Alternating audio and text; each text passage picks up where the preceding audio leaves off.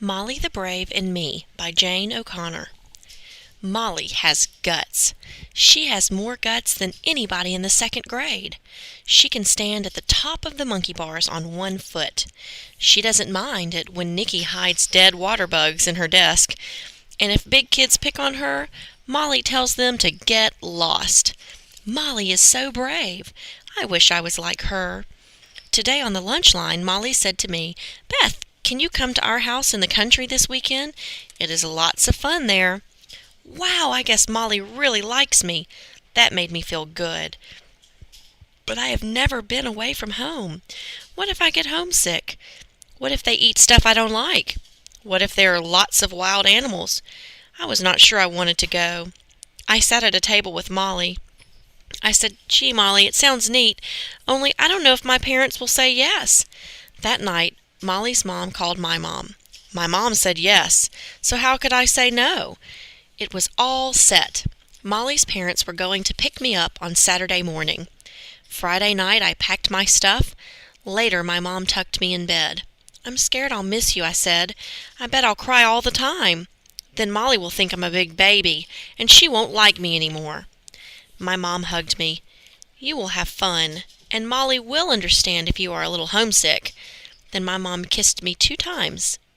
One kiss is for tonight, the other is for tomorrow night, when you will be at Molly's house. Molly's parents came early the next morning. I was scared, but I was excited, too.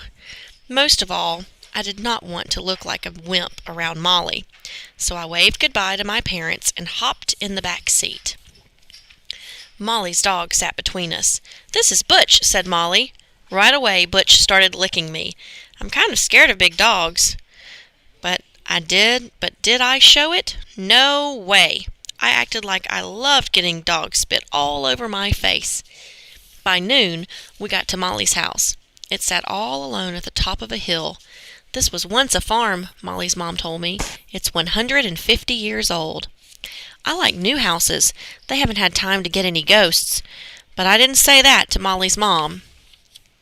Right after lunch, we went berry picking. That sounded like fun. Then I saw all the beetles on the bushes. I did not want to touch them, but Molly just swatted them away. So I gave it a try too. "Hey, this is fun," I said. "I have never picked food before." We ate lots and lots of berries. Red juice got all over my face and hands. I pretended it was blood and I was a vampire. I chased Molly all around. "You know what?" I told her. "I am really glad I came to your house." Later, we went looking for wild flowers. That sounded nice and safe to me. We walked all the way down to a stream. A big log lay across the stream. Molly ran right across it. Boy, what guts! Butch ran across it too. I stared at the log. "Aren't there any wildflowers on this side?" I asked. Molly shook her head. "The best ones are over here. Come on, Beth, don't be scared. Just walk across. It's easy." Okay, I told myself. Quit acting like a wimp. I started taking tiny steps across the log. Near the end, I slipped. Oof! Down I went. "Are you all right?" Molly asked. I nodded, but my backside really hurt. We picked flowers for a while, and when we left, I crawled across the log. Molly didn't tease me. Still, I knew I looked like a jerk. On the way back to the house, Butch saw a rabbit and chased it into a field of corn. "Dumb dog," said Molly. "He will never catch that rabbit. We'd better go and find him." Oh, rats, I thought, but I went in after Molly. We followed the sound of Butch's barks. Boy, was that field big. The corn was way over our heads, and it seemed to go on for miles. At last, we spotted Butch. Molly ran and hugged him. Then she pulled me by the arm. "This place is creepy," Molly said. "Let's get out of here." That was fine with me, but it was not so easy getting out. All the corn looked the same. It was hot and hard to see. Bugs kept flying in our faces. It felt like we were walking around and around in circles. "Can't Butch help us find the way?" I asked. Molly shook her head. "Butch can't find his own doghouse." Then Molly started blinking hard, and her nose got all runny. "Beth," she said, "we're really stuck in here. I'm scared." Molly scared? I could not believe it.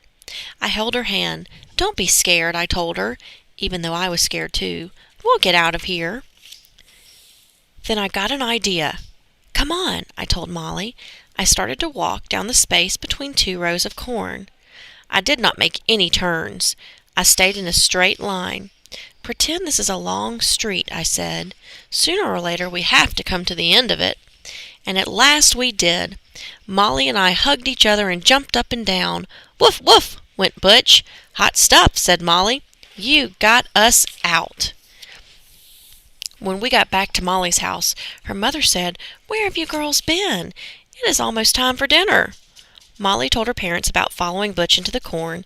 Then she put her arm around me. "I was scared stiff," Molly told them, "but Beth wasn't scared at all. Boy, does she have guts." Guts? Me? I couldn't believe my ears. Dinner was great. We cooked hot dogs on sticks over a fire. And there was plenty of corn on the cob. "Oh no, not corn," Molly and I shouted together. But we each ate 3 ears anyway. Right before bed, I did get a little homesick. Molly's mom gave me a big hug. That helped. Then Molly told me I was her best friend. We locked pinkies on it. That helped too. Maybe Molly was right. Maybe I really am a kid with guts.